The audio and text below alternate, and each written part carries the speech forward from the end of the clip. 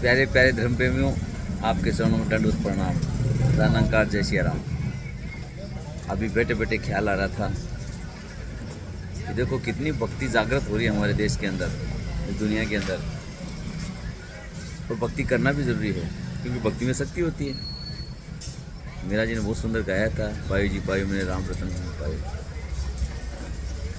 ऐसा धन प्राप्त करके आत्मा गदगद हो जाती है। जब बहन मीरा 6 साल की थी तो उस नगरी में ढोल तमाशे बज रहे थे। बहन मीरा ने पूछा, माँ ये क्या हो रहा है? कि बेटे किसी लड़की की शादी है, इसलिए ये शहनाई यहाँ ढोल तमाशे बज रहे हैं। क्या माँ हर लड़की की शादी होती है? हाँ बेटे, ये स्वाभाविक है, ज़रूरी है, हर लड़की की शादी होती है। चाहे वो राजा के घर की बेटी हो या किसी गरीब के बेटी की घर की बेटी हो, सभी की शादी होती है। तो बच्ची बाल हट इतनी हो गई कि वो बच्ची कह रही है, माँ मेरी भी शादी कर, अभी कर। अब बच्ची ने जिद कर ली, हट कर ली कि नहीं माँ मुझे भी शादी करनी, अभी कर मेरी भी शादी। तो वो राजघराने से थी। माँ ने ढोल तमाशे वालों को बुलाया, शहनाई बजाई और भगवान कृष्ण जी की जो मंदिर में 1.5 फुट की मूर्ति पड़ी थी काठ की, उससे मीरा जी की शादी करवा दी झूठ मूठ से।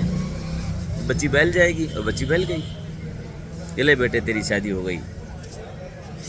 अब उसी मूर्ति को वो अपने पास रखने लग गई। खाती तो खिलाती, पीती तो पिलाती, नहाती तो नहलाती, सोती तो सुलाती। और ऐसी लगन लग गई कि मीरा हो गई मगन। ऐसी लागी लगन, वो तो हरि भजन गाने लगी गली गली। सुनते हैं? ऐसी लागी लगन, मीरा हो गई मगन, वो तो गली गली हरि गुन गाने लगी। ऐसी लागी लगन, मीरा हो गई मगन। तो ऐसी लगन जब जिस जीवात्मा को लगती है तो उसको आनंद आता है, लीन हो जाती है वो जीवात्मा। इतना लीन हो जाती है भक्ति के अंदर, बस मोहे तो केवल राम प्यारा। अब बात आती है कि इस दुनिया में हर लड़की की शादी होती है, चाहे वो गरीब हो या अमीर हो, स्वाभाविक है। तो ये आत्मा भी एक लड़की है, कन्या है। आत्मा भी जो इस शरीर के अंदर विराजमान है, जो बोल रही है, देख रही है, सुन रही है, चल रही है, फिर रही है, महसूस कर रही है, ये आत्मा है। उस शरीर से ये आत्मा निकल जाए तो इस शरीर का कोई महत्व नहीं है, अस्तित्व नहीं है। ये शरीर फिर नहीं बोलता है, नहीं चलता है, नहीं देखता है, नहीं सुनता है, हम सबको पता है, पर गौर करना है। संत कहते हैं, आया है किस काम से, सोया चादर तान, ऊट मुसाफिर गाफिल बंदे, अपना मूल पहचान की तू कौन है। किसके कारण ये तेरा शरीर है, तेरे जिसके कारण ये दुनिया है, किसके कारण तू देख रहा है, सुन रहा है, खा रहा है, पी रहा है, चल रहा है दुनिया के अंदर। तब जागृत होती है आत्मा। जब जागृत होते हैं इंसान कि मैं कौन हूँ, तब जागृत होते हैं तो संतों का संग करते हैं, संतों की बातें सुनते हैं, तब पता चलता है कि मैं कौन हूँ। और इस आत्मा के साथ शादी जब परमात्मा से होती है तो ये शरीर तब जब तक है तो ये पियर है। और जब परमात्मा से शादी हो जाती है, जब बच्ची की शादी होती है तो क्या ससुराल जाती है? भजनों में सुनते आ रहे, मन शास्त्रा की बातें बताओ जी, कहीं सुनाओ पियरे के बातें। मन पियर की बातें मत बताओ, मन तो शास्त्रा की बातें बताओ। आज संत महात्मा जितने भी वो ससुराल की बातें ही बताते हैं, पर मैंने भी बार बार ये भजन सुना तो मन समझ में नहीं आई। पर जब से ये ब्रह्म ज्ञान लिया, तब से संतों का संग किया, सत्संग किया, तब समझ में आने लगी कि ये बातें क्या करें। भजनों सुनते हैं बार बार कि जब तक कन्या रवे कंवारी, नहीं प्रीतम का बेरा, आटो फेर फिरे आलस में खेले खेल गनेरा। सुन रहे हैं कि जब तक कन्या रवे कंवारी, नहीं प्रीतम का बेरा, आटो फेरे फिरे आलस में खेले खेल गनेरा।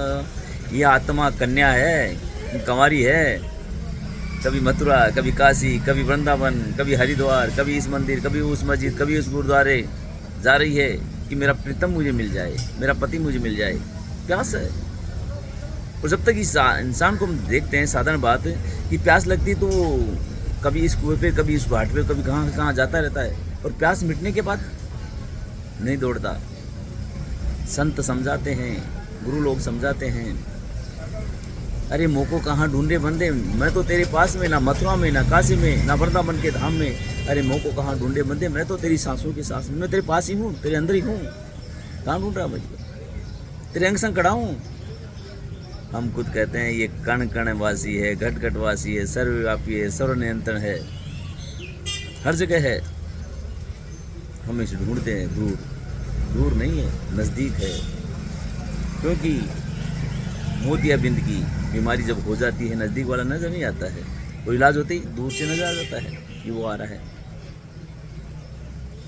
आओ संत महात्मा, जब इस परमात्मा को यह आत्मा जान लेगी, गुरु द्वारा इस परमात्मा से, आत्मा की परमात्मा से शादी हो जाएगी, तो पता चल जाएगा पीहर कौन सा है और ससुराल कौन सा है।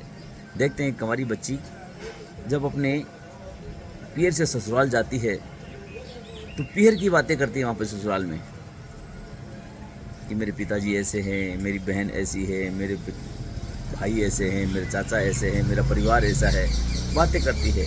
और वही बच्ची जब ससुराल से 10, 15, 20 दिन बाद में वापस आती है पीहर के अंदर, तो पीहर में क्या कहती है, अरे मेरे ससुर ऐसे हैं, मेरी सास ऐसी है, मेरी ननद ऐसी है, मेरे देवर ऐसे हैं, मेरे जेठ ऐसे हैं, मेरा ससुराल तो बहुत अच्छा है। बातें करती है।